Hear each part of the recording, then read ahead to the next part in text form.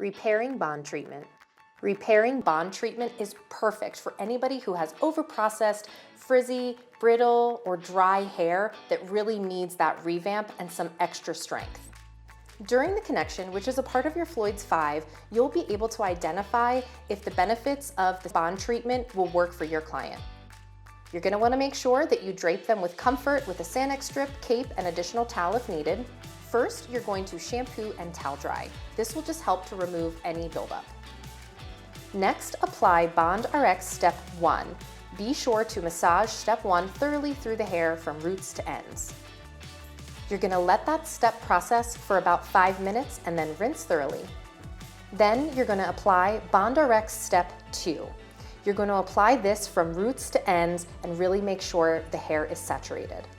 We're going to process Step 2 for 5 to 15 minutes, then rinse thoroughly.